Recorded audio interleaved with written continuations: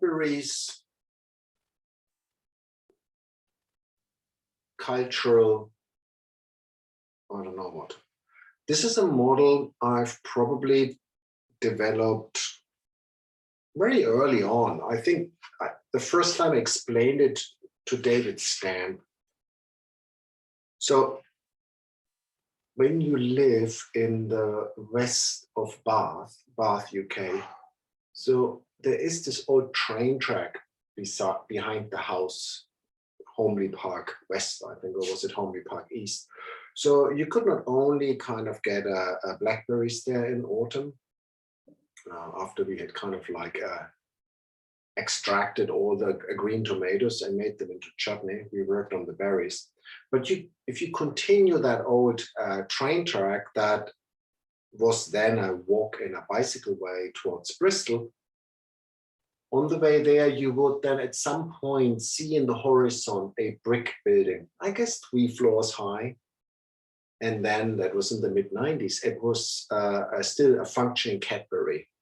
Cadbury, the chocolate, the UK chocolate producer. It's probably owned by Nestle nowadays, so, but I think it still exists. So this is a brick building that I find helpful with its different floors to understand what a creative production is, what it contains, and how we can think it as a helpful model with the different floors and the different rooms. So the suggestion is that every creative person, every creator, so that's nearly now everybody today, moves into that kind of like brick building. Then if you start doing your foundation, your BA, I guess you work mainly around on the ground floor, exploring creativity, throw colors around, do performances, scream, get the police going, and so on and on.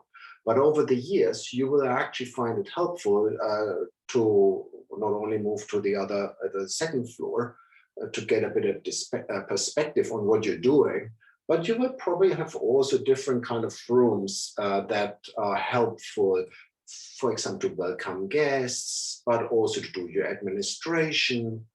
And so with the time, that building is kind of occupied.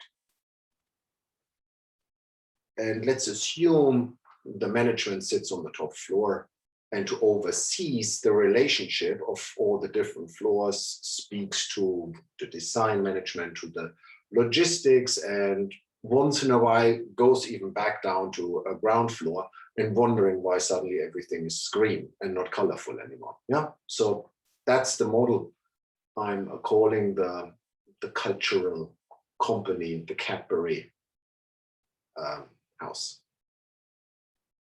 Now let me just think what it's helpful to point out besides that.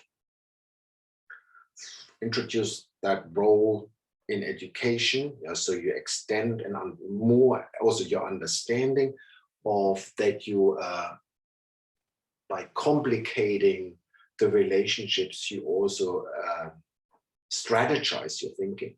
I think that's the particular thing, that creativity in its first moment, discovering materialities. I would even think if you're kind of like working more in a conceptual research-based way, there is a moment where you just throw yourself into information, into knowledge.